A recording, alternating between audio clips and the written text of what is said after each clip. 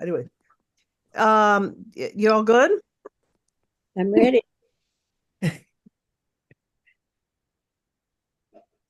Uh-oh. All right. Okay. Just a moment. All right. Two different Welcome everyone to tonight's Lifelong Learning Lecture, Fall 2024 series. We are very pleased to have with us tonight Dr. Helen Heineman for her lecture, The Brontës of Haworth, a 19th century literary family. I'm Tara Hall, and I'm a media and program specialist here at the Framingham Public Library. Just a few notes before we begin. If you haven't already, I'm going to ask you to please mute yourself to avoid any unintended interruptions. If you don't mute yourself, I may have to do it for you. I'm going to be dropping into the chat a link to our online evaluation form. We welcome any feedback you have about tonight's lecture and any topic suggestions you have for future lectures. I'd also like to invite you to next Thursday's Lifelong Learning Lecture, Extreme Weather Shifts in New England, Understanding and How to Weather the Storms, with Ken Mahan, who is the lead meteorologist for the Boston Globe. And with that, Dr. Heineman, I'm going to hand it over to you. Okay, thank you, Tara. And I don't know how it works if they're muted. We did say if you have any questions, feel free to ask them. So you'd unmute yourself and ask the question, I guess. Would that be right, Tara? Yes, either unmute yourself or put it in the drop it in the chat if you prefer. Okay. Whichever is more comfortable. Yeah, well, I'm quite comfortable if you want to ask me questions. I'm very happy about that. So this is really a background lecture to the Brontë family.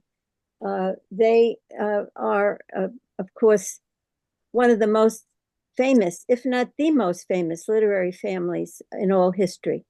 And I'm beginning with what is perhaps the most famous literary portrait of all time. It was painted by their brother, Branwell Brontë, who, after he finished it in despair, he painted himself out. And you can see that smudge in the middle.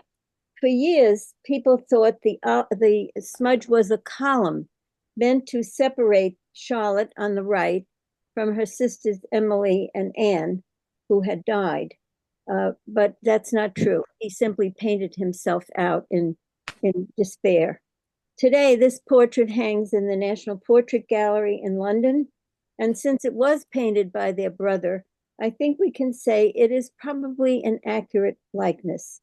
After he painted himself out, he folded the painting in 4 quarters and hid it underneath a bed in the parsonage, where it stayed for many years. I wanted to bring you to the landscape that these writers wrote about. It's the landscape of Haworth. It's the moors. I don't have a picture of the moors in bloom. It was the funniest thing because I was like, okay, what do I said to her? Should I be thinking about something? You know, in the time that the moors bloom, it all becomes purple. But you see the expanse, a contrast to what was a very narrow life inside at the parsonage. But the moors opened up and they loved it there. They loved to be walking out on the moors every day. And the next shows you a part of the moors called Top Withens. This is thought to be the place that was later identified as Emily's portrait of Wuthering Heights. And it's when you go up there, and I've been up there a couple of times, the wind comes right across at you. It's very high up and it's very dramatic. So this is Top Withens. And then I wanted to show you a portrait of a photograph, actually, of the parsonage itself, where they were brought up. This is a photograph, and you can see that the gravestones, which were in the church, which was right across from the parsonage, went right up to the parsonage itself.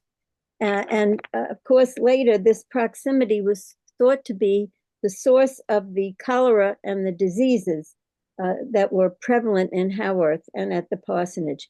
There is a small figure. If you look at the side of the parsonage, you can see the silhouette of a woman, a dark silhouette of a woman, and it is thought to be that of Charlotte herself.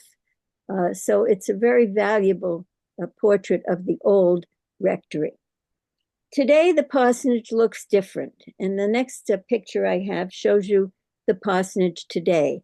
And of course, you can see there was an addition. You see on the right, the original building was the square front, and then there was an addition.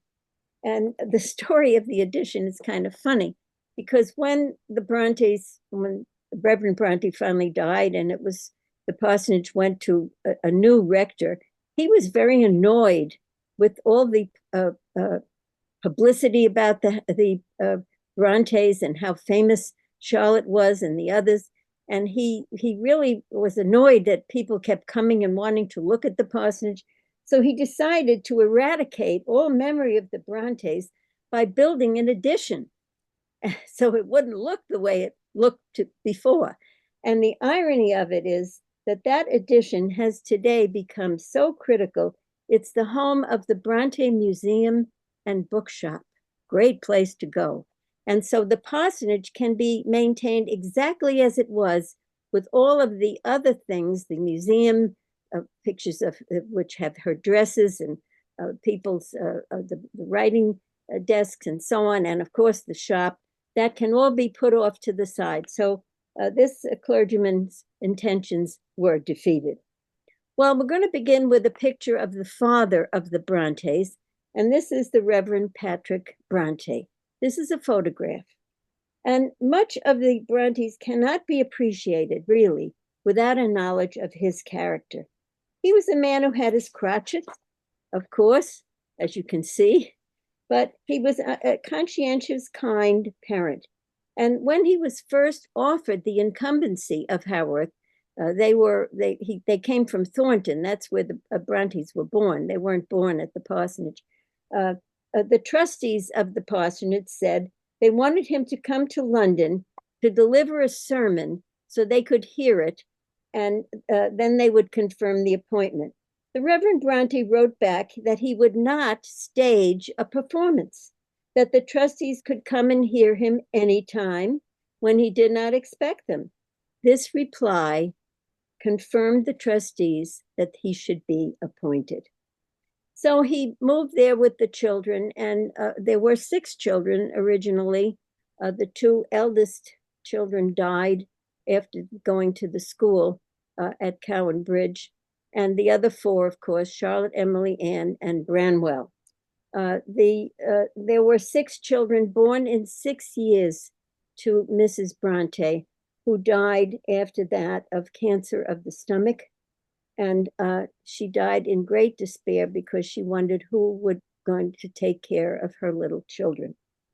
But he began as the educator of the children. It was a demanding task because he had a lot to do as the clergyman. But he had newspapers and magazines were delivered every week, and he read them together with the children, and they borrowed freely the books from his shelves.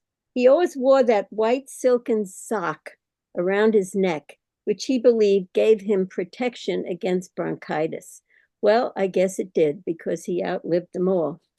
When Mrs. Gaskell's biography of Charlotte appeared, she recounted some of his unusual practices with the children. And so he was called an eccentric, and he got angry about that. And he wrote to Mrs. Gaskell, "I do not deny that I am somewhat eccentric. Had I been numbered among the calm, sedate, concentric men of the world, I should not have been as I now am, and I should never have had such children as mine have been." It's a good answer. He talked freely to his children about what they read, and he told them that when they wanted to speak to him about what they had read, he recalled that he had a mask in the house, and he told them, "Stand and speak boldly to me from under the cover of the mask." This is a kind of eccentric but brilliant concept, and in a way, it was what the autobiographical novelist Charlotte Brontë did in her books. She spoke some of the truth of her life from behind the mask of her characters. Well, but he had once burned their boots. He thought they shouldn't be too luxurious. Once he cut up one of their dresses. And he was very upset at Mrs. Gaskell's portrayal of him in the biography, but he defended his fatherhood. He wrote, "Being in early life thrown on my own resources and to depend on my own judgment, I may have acquired the character of a little eccentricity." Well, let's look at an early sketch portrait of Charlotte's mother. She bore the 6 children in 6 years. In January 1821, she collapsed in pain with cancer and died. And after she died, Reverend Brontë thought he ought to marry again. He needed to get some woman to take care of these children. And he made a couple of proposals, but he was unsuccessful. This next sketch is kind of interesting because Charlotte drew another picture of her mother, and you see how she prettified her. And it in a sense is parallel to the development of the so-called plain heroine in Jane Eyre. Well, the Reverend Brontë finally got his dead wife's sister, Aunt Branwell, to come and care for the children. And this is Aunt Branwell. She stayed at the parsonage for the rest of her life. She was very strict. She had a lot of rules she enforced upon the children: order, method, neatness, a perfect knowledge of all kinds of household work, exact punctuality, obedience to the laws of time. People in Haworth said you could tell what time it was by looking up at the parsonage and seeing which lights were on and who was doing what to tell what time it was, because they did it the same way every day. But when she went to bed at night and Reverend Brontë went to bed, the girls were free, and they paced up and down in the parlor, telling their plans and writing projects to one another. So again, here is another picture of the famous parsonage. This is another view of it after the addition. And it's a 2-story Georgian stone house flanked by the cemetery. Interesting, you see 2 trees there. One is quite large and flourishing. The other is quite skinny. And when eventually Charlotte married, they planted 2 trees, one for him and one for her. And of course, she died 8 months into that marriage. And Right. that's the small tree. Right. Me anyway. Right. I Me can't too. have both on the same day.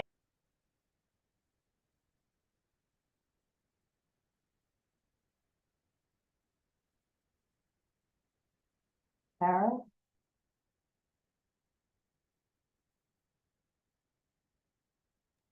Oh, Helen, I apologize. I accidentally muted you. Could you take yourself off mute?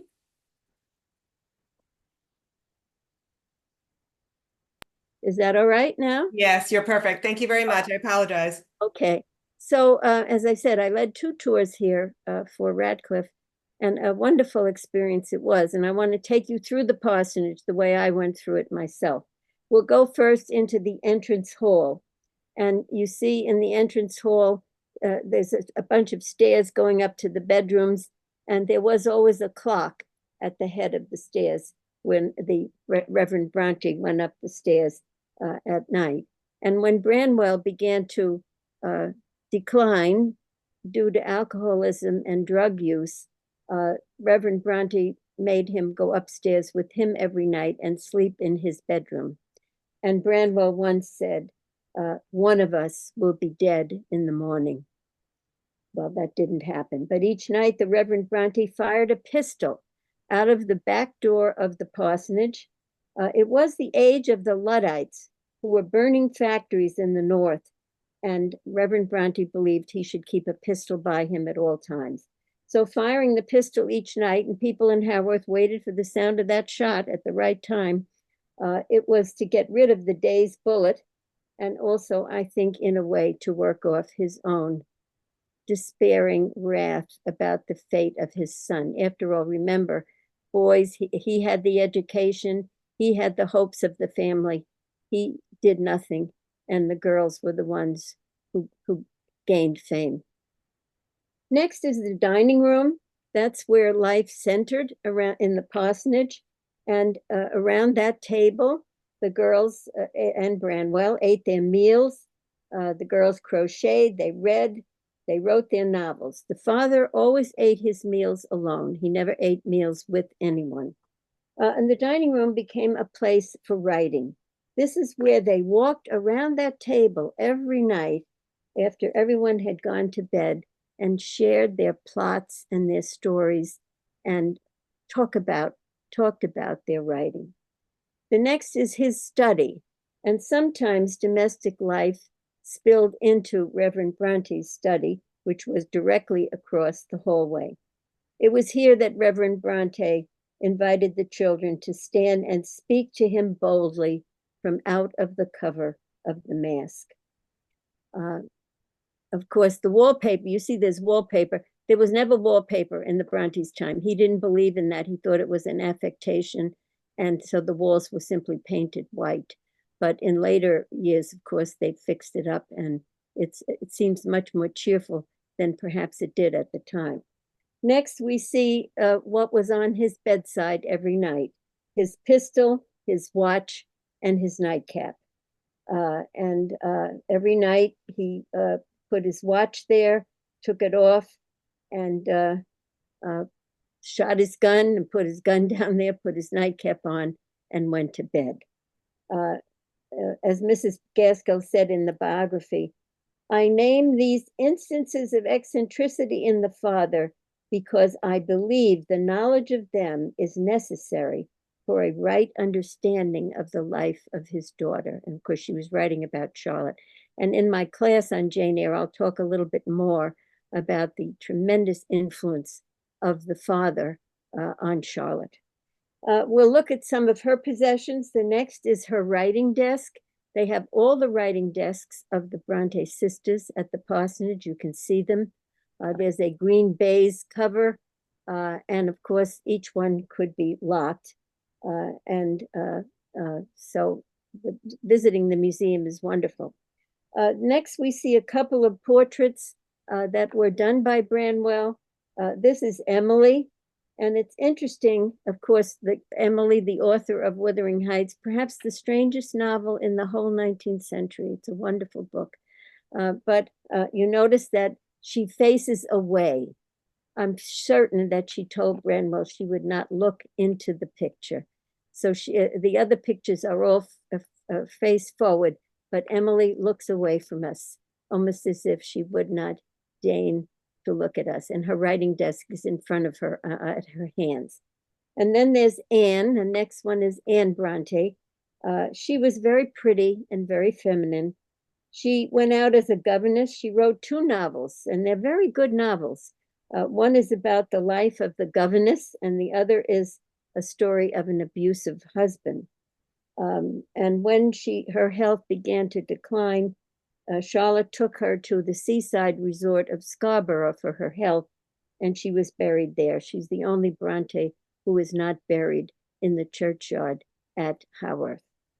Well, eventually, and this is Charlotte. Yes, here's Charlotte. This is quite a wonderful portrait of her. Very dignified, very straightforward. They said she was plain, but she seems really quite attractive to me. Then, of course, the Reverend Brontë eventually had to do something with these children, these girls. The boy had an education, but he sent them to a school, what was Cowan Bridge School. Here it is. And it became the model for Lowood School in Jane Eyre. It's very autobiographical. The school was founded by an evangelical clergyman, William Carus Wilson, and the oldest Brontë girls, Maria and Elizabeth, were there less than a year when they came home to die of tuberculosis and neglect, and Reverend Brontë pulled the other children out of the school. It was truly a dreadful place. When he took them out, they always wrote an evaluation of each student, and I found so interesting, of course, because Charlotte became so famous, the evaluation that was written of her when she left Cowan Bridge School. She was probably about, I don't know, 10, 12. Here's what they wrote. CB, writes indifferently, ciphers a little, knows nothing of grammar, history, geography, or any accomplishments. clever of her age, but knows nothing systematically. Left school June 1st, 1825. So they completely missed the talent of Charlotte Brontë. There were a high number of deaths in the school. In the first year, 77 girls were entered and 28 died. It seems to have been horrible enough. Mrs. Gaskell told all of the truth in her biography, and the man who ran the school, Reverend Carris Wilson, sued her. She was sued for that and for other things she said, and she was really quite thrown by these lawsuits. And she put a codicil in her own will that no one could ever write her biography until everyone connected with her would be dead. So she was really scarred by the lawsuit she had to face from this and also from another source. Well, here's a picture of the headmaster, Mr. Brocklehurst. This is an illustration from Jane Eyre. He was apparently a very dreadful man, and it's apparently an accurate portrait of him. Well, Charlotte, next we know that Charlotte and Anne became governesses. And to be a governess at that time was really a kind of horrible situation. Charlotte wrote in a letter, "A private governess has no existence. She is not considered a living or rational human being. If she steals a moment to herself, she is a nuisance." These are two later portraits. This one is called The Poor Teacher by Richard Redgrave. And what you see is the loneliness of the governess. She's in black. She's sitting there alone, and the children are having a great time out on the balcony, socializing with one another and so on. And there's another portrait that I like to look at. It's called The Governess by Emily Osborne. And this is a great picture because you see again the black dressed governess, and the mother is coddling the children and obviously defending them against any discipline that the governess wanted to apply. So it was a terrible life, and all of them hated it. Charlotte persisted a little bit. She served for a while. Anne did. Emily, I think, came right back home. She couldn't bear it. So that's the only thing that a woman could look to in this period of time, either marriage or a governess. I suppose later on in the century, you could become a nurse thanks to Florence Nightingale. But at this time of the Brontes, you had to be a governess or nothing else, or marry. So what did these children do aside from the work that Aunt Branwell gave them, household tasks and so on? Well, what they did was they wrote stories in miniature books. Here is a picture of the miniature books, and you see how small they are because that's a coin. That's a coin that's about the size of a 50-cent piece. And this was a practice made when the Reverend Brontë brought home once 12 wooden soldiers for Branwell. And what they did was they named them, and they built up an extraordinary series of stories, novels, histories, plays. It was a kind of epic daydream. The stories were passionate, and they were written in this microscopic script. Now, there's been a lot of speculation. Why did they write in these small stories? Well, some people say they did because paper was very valuable and they had to conserve paper. Another theory is they wanted to keep a secret. It was very hard for anybody to read what they had written. So nobody knows why, but this is how they wrote. And there are hundreds of these books. And they bound them up in wrapping paper from the Haworth shops. And what happened was that these stories helped nurture the imagination that turned these three girls into novelists. And Charlotte and Branwell, they paired off. Charlotte and Branwell wrote stories about their country, which was Angria. And Emily and Anne had another country, and that was Gondor. And they would have wars back and forth and marriages and all kinds of events. So when Charlotte died and her husband took care of Reverend Brontë for about 8 years until the Reverend Brontë died, and eventually these books were given to Mrs. Gaskell because she was writing a biography of Charlotte. So they thought, well, maybe she'd like to have them. Well, Mrs. Gaskell took a look at them, one look, and she simply could not decipher them. It would have been a life's work. And so she ignored them. She really doesn't put much on them about them in her biography. She wrote once, "These are the wildest and most coherent things. They give one the idea of creative power carried to the very verge of insanity." So she saw this as some kind of insane practice, and so she didn't spend any time on them. After Charlotte's papers eventually were sold to the University of Texas. Texas always has money, and they bought all these papers, and they bought the books, and there they were in boxes of them. And what happened was a librarian at the Texas University, a woman named Fanny Ratchford, she read them, and she discovered that they were a closely connected series of stories, poems, histories, and drama with a common setting and common characters. And they were written between the years of 1829 and 1845. That comprehends 1/3 of Charlotte Bronte's life. So a third of her life, from the age of about 13 to the age of 29, when she finally stopped writing these things, she was pouring her stories into these little books. So Miss Fanny Ratchford wrote a book explaining these stories, and it's a wonderful book. It's called The Brontes' Magic Web of Childhood. It's sort of like Dungeons and Dragons, or, you know, Lord of the Ring, or all these things that are on television now with these strange characters and dragons and whatnot. They wrote these books, and they were coherent stories. And Miss Fanny Ratchford deciphered them and made sense of them. I view these books as their apprenticeship to their writing life. Most writers write stuff that, you know, nobody's going to print later on, but they're learning how to write. This is what the Brontes did. Well, here is a diary entry from Emily's. First of all, yeah, go back to the map. I should have gone to that. They also wrote maps. Every country had a map, and here is Angria's map. You see, got a capital city, Rhodopolis, and it's just incredible. The mountains. They've got everything figured out. Where these characters lived, who they were, who they loved, who they fought, and so they're really remarkable. A remarkable thing.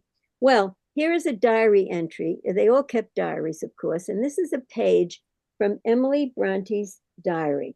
And in it, she describes, she wrote every year on her birthday, she wrote what they were doing on that day. And this is that year, 1837. And you see the two girls are seated at the table. Their papers are there, their writing desks, and this is how they worked. This is how they wrote. Well, Charlotte decided that maybe she should try to get somebody interested in their writing. They had written poems, and they had enough poetry to make a volume of their poetry, Emily's poetry, Anne's, and Charlotte's.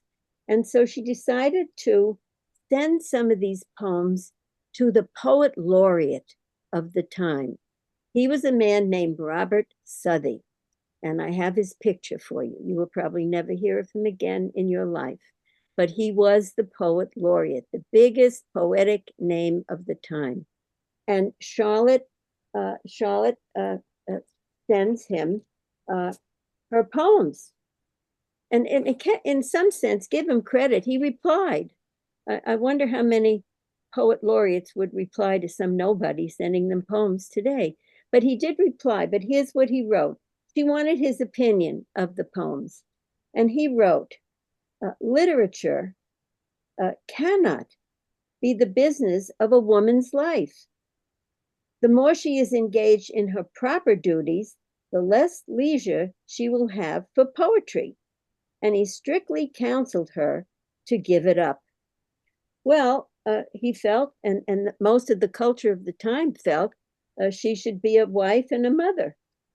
Yet, in one of the most crowning ironies, she achieved with her novels more lasting fame than any of his works. Who today has ever heard of Robert Southey? Well, in March, after she got this devastating reply back, literature should never be the business of a woman's life, she wrote to thank him for his advice. And here's what she wrote. I trust I shall never more feel ambitious to see my name in print. If the wish should arise, I'll look at your letter and suppress it. And she wrote on the wrapper of that letter, Southey's advice to be kept forever, April 21st, 1837, my 21st birthday. I wonder if she felt she absolved herself by giving herself a pseudonym. Of course, she never, at the beginning, she never wrote under the name of Charlotte Brontë. She wouldn't have dared do that. She gave herself a pseudonym, Currer Bell. It was an androgynous pseudonym, of course. You couldn't tell if Currer Bell was a man or a woman. So it's a very interesting insight into what the Brontes had to endure. Well, so what did they do next? Well, they hated governessing and the poetry. Nobody actually, I think she sent the poems out and some publisher published them. And I think 2 copies were sold. So nothing worked. So then they decided, well, maybe we could start a school. The parsonage is big enough to start a school. And so they thought they could accommodate 4 or 6 pupils. And they wanted to start a school. But in order to have a school for ladies, you had to teach French. French was the sort of universal language of literature and culture, even as Latin had been earlier. So they decided that they had to study French, and Aunt Branwell gave them some money, and they went to Brussels, and they signed up for French lessons at the Pensionnat Heger. And the next picture shows you Constantine Heger, who taught French at the Pensionnat Heger. The pensionnat was run by his wife, and they were French girls, mostly French and so forth, but he taught advanced French to some others. And here, Emily went with Charlotte. Anne did not go. Anne was a governess at the time. So they went there, and what happened to Charlotte was that she fell in love with Constantine Heger. He was, of course, a married man. Here he is at the age of 33 when she first met him as her tutor in French. I don't think she knew she was in love with him, but she was. It was quite clear. So here is his wife and family in the next. His wife ran the school, and they eventually had 5 children. At the time when Charlotte and Emily went there, they had, I believe, 3 children, and they were happily married. And Monsieur Heger probably had no idea. He became her mentor. He praised her. Of course, she was brilliant, and she learned French and wrote it beautifully. And but Madame Heger began to notice that this young English girl was perhaps besotted with her husband. And so she became quite chilly with her. And eventually, Aunt Branwell died, and Charlotte and Emily had to go home for the funeral. And then Emily wouldn't go back. Emily said she doesn't want to be back. She wants to stay at the parsonage. She wants to stay at Haworth. So Charlotte went back, and she stayed, I think, for another year, and was just torn up by her feelings, and eventually left. She left in January 1844. But one of the most important experiences of her life was now over. She knew love. She loved this man. He didn't love her. He was an upright married man, and he probably was a little embarrassed. Maybe he didn't even know as much as Madame Heger, who detected it. So when Charlotte went home, she wrote letters to Heger, and they were passionate letters. What he did when he got them was he tore them up and threw them in the wastebasket. He didn't want to see them. and he didn't answer her. And so here's some samples of what, and I'll tell you why we know what she wrote. Here's some samples of what she wrote. I tell you frankly that I have tried to forget you, for the remembrance of a person whom one thinks never to see again, and whom nevertheless one greatly esteems, frets the mind. I am ready to do anything to find peace once more. And in another letter, she writes, don't forbid me to write you. You refuse to answer me, and it tears from me the only joy on earth to deprive me of my last privilege. And then finally, in the last letter, she wrote, farewell, dear master. And we know about these letters because what happened was Madame Heger got the letters out of the wastebasket and stitched them together. And this is one of the letters that she stitched together. And what she did with them, I don't know. Nobody knows. After her death and after her husband's death, her son found the letters. And by that time, Charlotte Brontë was famous. And so he knew they had value, and so he sold them. I don't know if he sold them to the University of Texas. Maybe he did. They went somewhere and they were preserved. And so Charlotte, what she does is she writes her first novel, and it's called The Professor. And it's about a student who falls in love with her teacher. And of course, it has a happy ending. They marry. He's not married in the book. And she sent it out 25 times, and it was rejected, of course, 25 times. But in one of the rejections, and it was to the firm of Smith and Elder, they wrote back and said, well, we can't print this. This isn't long enough. First of all, it was too short for the conventional novel of the time, 3-volume novel. But we would look at another one if you wrote another one. So with that much encouragement, she started to write Jane Eyre. And the story of how she writes Jane Eyre is incredible. Her father is 70 now, and his eyesight is declining. And if he can't see, he's beginning to go blind, he would have to lose his position as the parson of Haworth. And there were no insurance policies or anything like that. They would have gone to the poorhouse. They had nothing. And so Charlotte heard that there was a new operation that had begun in Russia and had been brought to Manchester. And it was a cataract operation. And so they thought that you could remove these cataracts from the eye. So Charlotte gets on the train with her father, brings him to Manchester, and he has this operation. And believe it or not, it's done without anesthesia. They often didn't use anesthesia in the 19th century, neither in childbirth.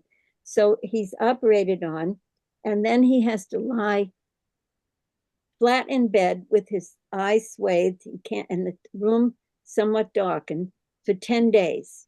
And at 10 days, they'll take off the bandages and we'll see whether he can see. So it was like a gamble. And not knowing of the operation, not knowing whether the operation would succeed, Charlotte sits down beside his bed and writes that wonderful first sentence of Jane Eyre. There was no possibility of taking a walk that day. The rest is history. She told the story of Jane at Gateshead, at Lowood School, which is modeled on Cowan Bridge School, and falling in love with a man she always calls her master. The mastering male is very important in the works of Charlotte Brontë. Well, the rest, as I say, is history. There was a reader at Smith Elder, a man named William Williams, and he was given Jane Eyre, the manuscript, to read and to decide whether Smith and Elder publishers wanted to publish it. And here's what he wrote. As I read on, I forgot both commentators and criticism. I identified myself with Jane and all her troubles, and finally married Mr. Rochester at about 4 a.m. So that kind of power of that book, the power of Jane and Rochester, overtook this reader. And Smith and Elder published the book, And of course, she wrote under a pseudonym, Bell. Eventually, she had to give it up because there was some guy in the next town who claimed he was Bell. So she had to get on a train and go up to London and identify herself. Anyway, when the book became a bestseller, she traveled to London. She told who she was, and she went home and told her father, in this wonderful understatement of a sentence, "Papa, you know, I've been writing a book." Well, Mrs. Gaskell called it in her biography, "a work which the good of public opinion has lifted up from the obscurity in which it first appeared and laid it high and safe on the everlasting hills of fame." It was the biggest bestseller. She became famous. And of course, in the years following, I can't go into all of the details of this, but in the years following, Emily and Anne and Branwell died all in a year. And so there she is at the parsonage writing her books. And the next slide will show you the man she married. This is Arthur Bell Nichols. He was Reverend Brontë's curate. He really did all the work because the Reverend Brontë was like 70, 75, which is kind of old for a man in those days. And this is Arthur Bell Nichols' wedding photo. And he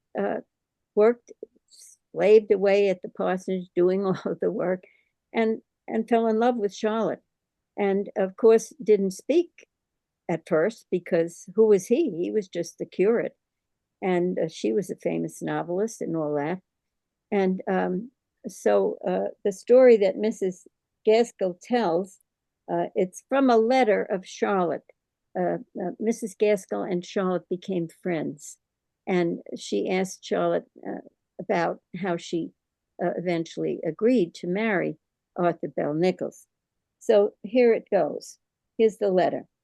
He had come one evening to tea, after which Charlotte returned to her sitting room, leaving her father and his curate together.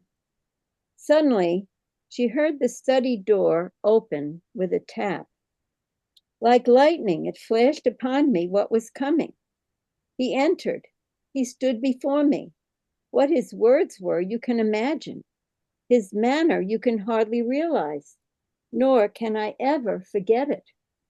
He made me for the first time feel what it costs a man to declare affection when he doubts response.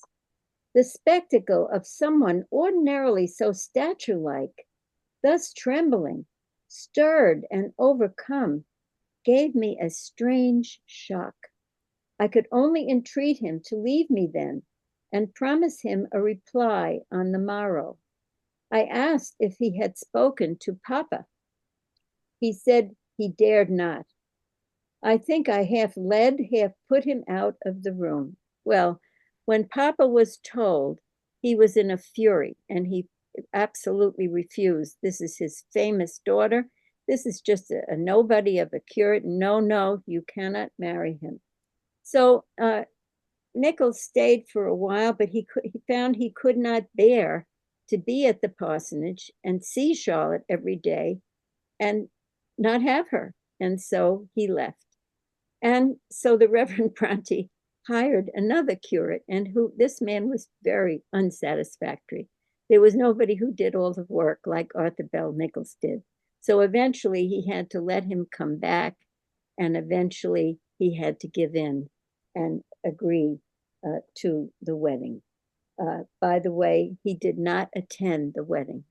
Reverend Brontë stayed back in the parsonage when Charlotte went out to marry Arthur Bell Nichols.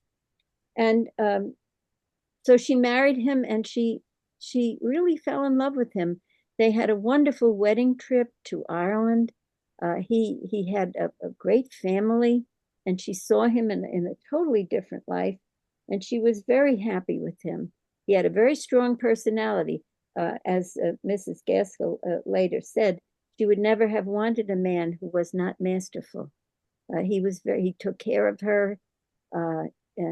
She continued to write. but he sort of didn't want her to write too much, wanted to take it easy and all of this kind of thing. But she was happy with him. In fact, the last thing she said before she died, she was 8 months pregnant, and they went out for a walk on the moors. It was a cold day, and the moors, the weather on the moors is very fickle. You can go out and it could be a bright sunny day, and the next thing you're in a chilling rain, and that's what happened. And she caught a chill, and she got very sick, and she began not to be able to keep food down. And 8 months pregnant, she died. And the last words that she is recorded as having said to him was, "Oh, I am not going to die, am I? We have been so happy." Well, she did. And when she died, he, amazing man, stayed on and took care of Patrick Brontë. He stayed 8 years. Reverend Brontë lived another 8 years after Charlotte died. And he stayed there and did all the work and took care of him. After Reverend Brontë died and this other clergyman came in, who eventually built that addition to the parsonage, Arthur Bell Nichols went back to Ireland and eventually married a cousin of his. And then when he died, they always laid out people at home in those days. And his wife insisted that the portrait he had of Charlotte be put over his, on the wall over his casket, in some kind of way, perhaps telling the world that he always loved her. So Mrs. Gaskell had a friendship of 4 years and 7 months with Charlotte, and was invited by the Reverend Brontë to write her biography. It is a great biography. I recommend it wholeheartedly. There have been dozens of very, very good modern biographies. And Mrs. Gaskell's has flaws. She doesn't tell the story of Haworth. She won't do that. She won't tell the story that Charlotte fell in love with this married man.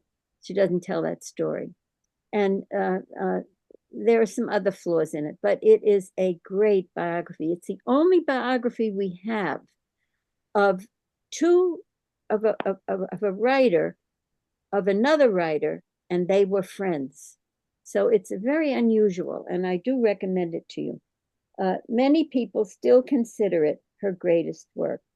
As I said, she was sued by the owner of Cowan Bridge School. She was sued by Branwell Bronte's family. He went as a tutor and evidently had an affair with the wife in the house. And Mrs. Gaskell told that story, and she had to take it out. She would have been sued. So it has its limitations, but basically it should be read. It's a great, great biography. Well, my next picture is of me lying down in the moors, in the heather. I told you I led those 2 tours, and they were 2 of the most wonderful experiences of my life, being able to, I love being with students, I always love it. And it enabled me to be with 25 people who were eager students of the Brontës, and we had a grand time in the moors. So this I call Photo of Me in the Heather. And there's another picture that I have from that trip. This is me in my youth, again, on the moors, just around, just near Top Withens. Ultimately, I was so obsessed with this whole thing that I wrote a novel. It's about an English professor taking a group on a tour to spots like Haworth, where a murder occurs, and it is available on Amazon if anybody wants to read it. So anyway, we can maybe have about some time. We have about 10 minutes. I'd be very happy to answer questions. Thank you so much, Helen. That was really wonderful. And we already have a question. I'm going to go back and touching on something that you mentioned before. Pat asks, why was Charlotte the most famous sister? Of the 3? Yes. Well, she was the one who really presented herself to the public. Once she reconciled herself that she had to say she was Charlotte Brontë and wrote that novel, she met Thackeray, You know, she was touted all around London. And I think her book, I also think her book was such a bombshell. And Emily's book is strange. It takes something to read Wuthering Heights. It took maybe 100 years for people to realize it's a masterpiece. But it's a book, if you remember Wuthering Heights, it's a book that's told by two people who don't understand it at first. And, you know, if you're really trying to put it together, it's a brilliant book. But it's only one, of course. There's speculation that there was another manuscript and perhaps Charlotte destroyed it after Emily died. I don't know. There's all kinds of speculation. And Anne, of course, her books, I think her books are quite nice. And I might teach one of them sometime, Agnes Grey and The Tenant of Wildfell Hall. They're very, very good books. They're not quite masterpieces. Whatever your definition of a masterpiece is, when you read it, you really feel like it's for you. Even though it's 150 years old, it's your feelings and your thoughts and your dilemmas are in this book. And so that's a partial answer to that very good question. Okay, we have quite a few coming into the chat. So the next question is, given the time and the strictness of the father, how did he accept that his daughters were authors? Well, he didn't at first. He accepted Charlotte first when she told him, Papa, I've written a book. He then became very, very proud. He was a proud father of them. And he accepted it. He simply did. But he didn't think that she should marry. He worried. Some people say he worried that, you know, she was very tiny. She's a very small woman. If you go to the Parsonage Museum, they have her shoes and her gloves and her clothes. She is so tiny. And he perhaps worried about pregnancy. After all, his own wife, well, she bore him 6 children, but she died and left him with those children. So his experience of married life, I'm sure he loved his wife. You know, it was those days you had a child a year and she couldn't do it and died of it. So I think he worried about that if his daughter married, and especially this poor curate, that she would maybe she'd have a baby and die. And I mean, she did, but she didn't die of the pregnancy exactly. She died of a partial consumption of the lungs, but also she stopped eating. She couldn't eat anymore, and she just wasted away. So I think he was very proud of his children, and so he accepted it. I don't know how much. There's very little we know about what he said about Emily's book or Anne's books. That's not. Mrs. Gaskell was the one who told the story of everything. And all modern biographers have to begin with her. You have to begin with that book. You can't ignore it. She was a bosom friend of Charlotte. So, but she doesn't tell anything about that. So we don't know.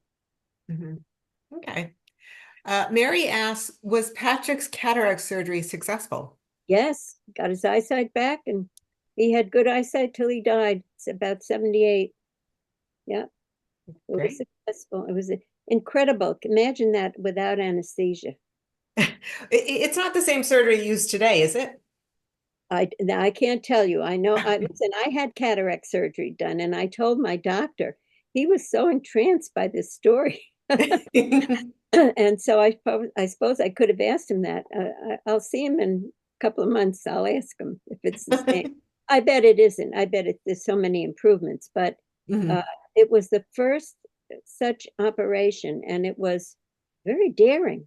It was really a gamble. Nobody knew. Once you took the bed, you don't have to lie on your back anymore for 10 days when you have cataract surgery. He had to be lying absolutely still in a darkened room. And that's where she writes Jane Eyre. It's incredible.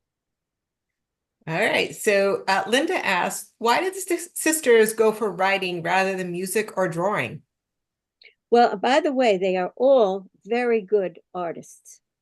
There are books about that give you the paintings of the Brontë sisters. They all did beautiful paintings. They're paintings of the dogs. They had Emily had a dog named Keeper. She did a beautiful portrait of Keeper, and so there. In those days, what women did was they could play the piano, and they had a piano at the parsonage. And Emily, I know that Emily played. I don't know about Charlotte, but they all drew, and they did watercolors, and they're beautiful watercolors. And Branwell was a pretty good. He was a portrait painter in oils. He was going to be a big deal, get important people to have their portraits done. So he worked in oil. People never, even to this day, people don't really regard watercolor as on the top echelon of art, and yet it's a very difficult art. I know that because I paint in watercolor. It's tough, but there's that mystique about oil. So they did watercolor, and they did play the piano, and they did sew. Charlotte had terrible eyesight after a while. She did very, very small sewing. So they did all those feminine things that Aunt Branwell probably said you had to do. Okay. Joan asks, what modern biography do you recommend? Well, there's so many of them. Winifred Guerin, Gerin. There's, I believe, Margot Peters has a good one. Nowadays, some of the recent stuff is kind of kooky. I like those standard ones. I'd say Winifred Guerin is a good one, and I think it's Margot Peters. There's a lot now about this whole business of Charlotte desiring a mastering man. She did, and her father was a mastering man.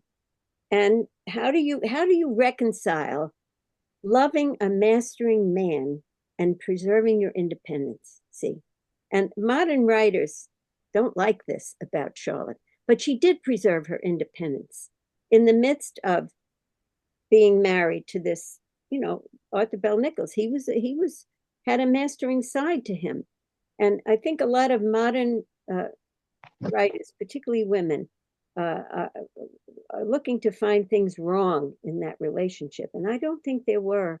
I think she accepted it.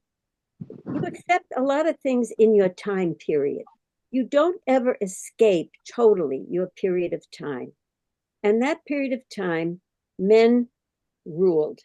I mean, even they had the if a woman earned money, it belonged to the man.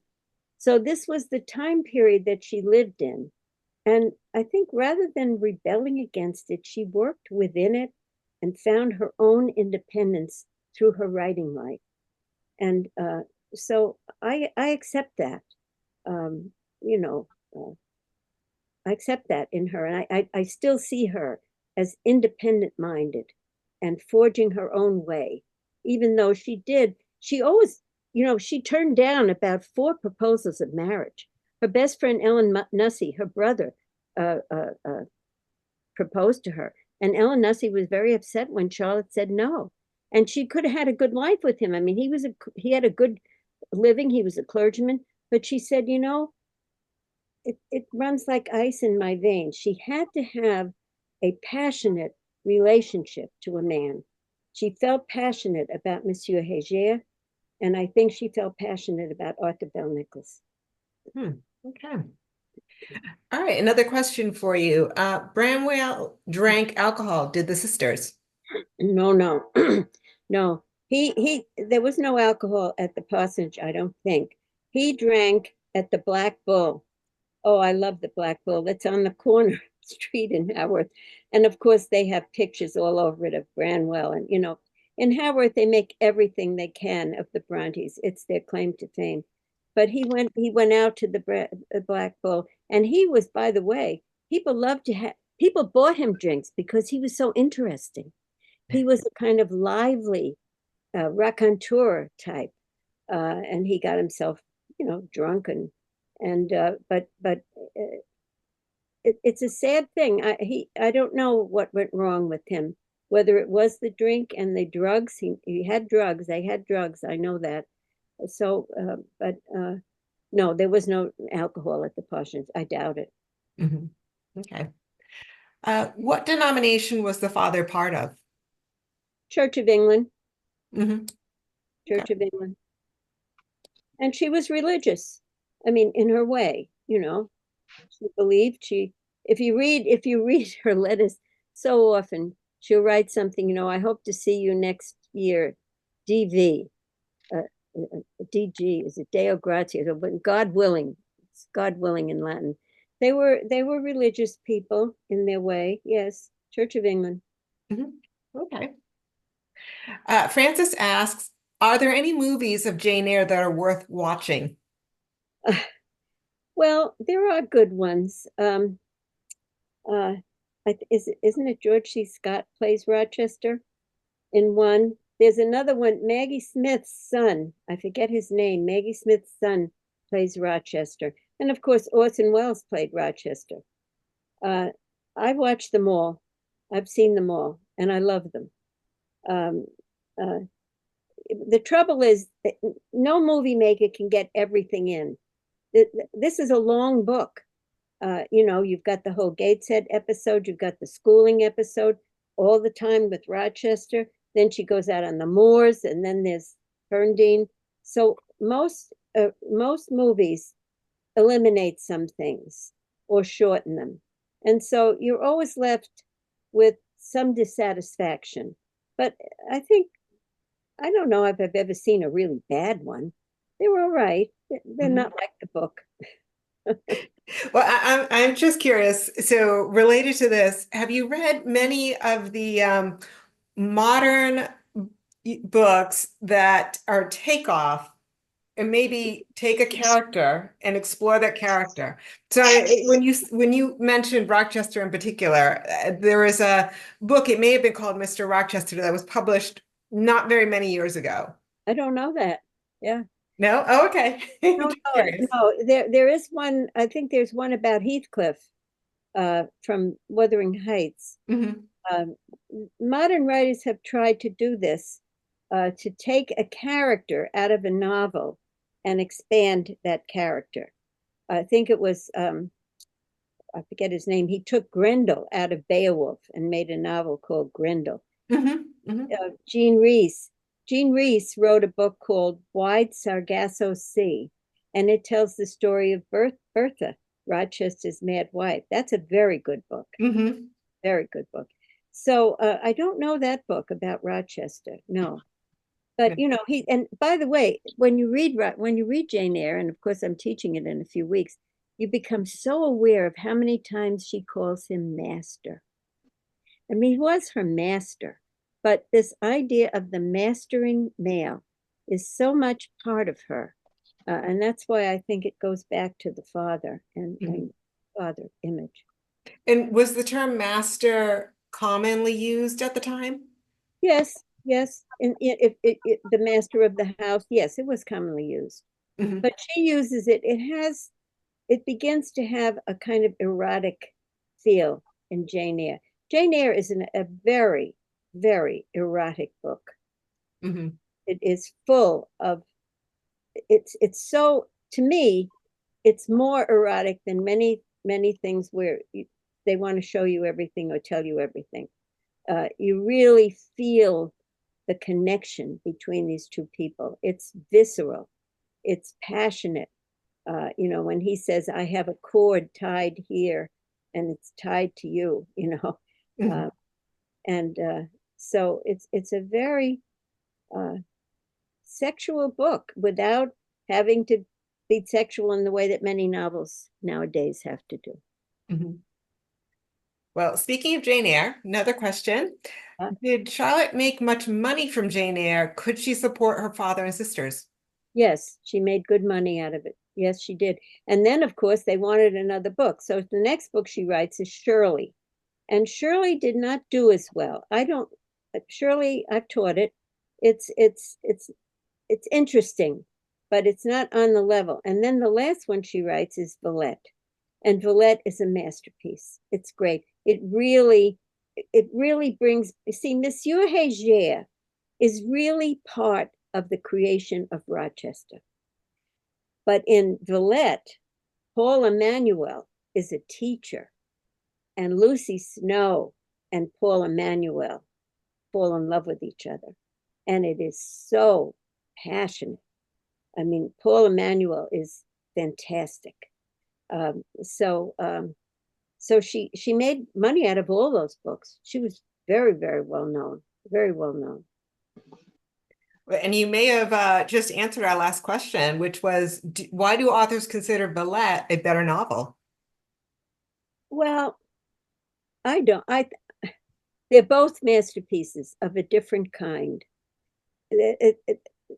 Jane Eyre is the story of a child who grows up. You know, it's interesting. I hope to teach Oliver Twist in the spring, but Oliver Twist never grows up. Dickens liked to do children who stayed children. Although later on he does Pip. Pip grows up. He does it later on. But this is interesting. It takes a child who has to grow up, has to find ways to handle things. It's a wonderful book to teach in college because when young people are trying to learn how to handle their lives. So it has that quality. Villette, Lucy Snow is the heroine, and it's a different kind of, she's already a young person. she does develop and she does grow, but it's not from childhood, which is what Jane Eyre is. I mean, she begins as a child, a 10-year-old child being beat up on by her horrible cousin, John Reed. And so they're both masterpieces of a different kind. And Shirley is a very good book, but I don't think it's a masterpiece. I have taught it. I've taught it because I've taught a course on Charlotte Brontë, so I have to teach it. But it's not my favorite. Okay. Well, that's all for the questions in the chat. And I do invite anyone else who's still with us who'd like to come off mute and ask any questions. You're welcome to do so. I thought, Anne, did you remind me of something I should have said? No, a reminder that the Adventures in Lifelong Learning registration opens on Monday at 11, and you can go to the FSU website for that. And we sent out reminders today. And Dr. Heineman is going to be teaching a course titled Jane Eyre, Strange, Epical, and Eerie. So we hope you join us in October. For four of the 5 Tuesdays in October, she'll be teaching this course. Yes. And, you know, it's interesting to me because I've taught it many times. And I remember my husband used to say to me, I'd be reading it and he'd say, "You're not reading that again." Yes, I am. I'm reading it again because every time I read it, it says different things to me because I'm old, I'm in a different situation. My world is in a different situation, and that book moves with me. And so I was, as I was saying, I think I said it to Anne, I was surprised at how surprised I was at some of the stuff in Jane Eyre that I hadn't noticed before. There's something to notice in every sentence in that book. There's not a wasted sentence anywhere. There's just a lot of I felt I had a lot of discovery to make.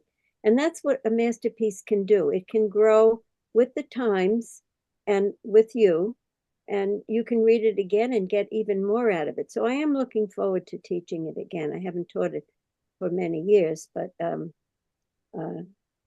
and when I teach it, I'll try to give a list of books that I would recommend. I'm a bit off, not thinking about them now, and films. I'll give a little bit of that to people who want to look at a movie or who would like to know another book. But I think Mrs. Gaskell is a brilliant, beautiful, beautiful book. It's a biography by a great, I think Mrs. Gaskell is, I don't know if she's as great as Charlotte Brontë, but she comes close.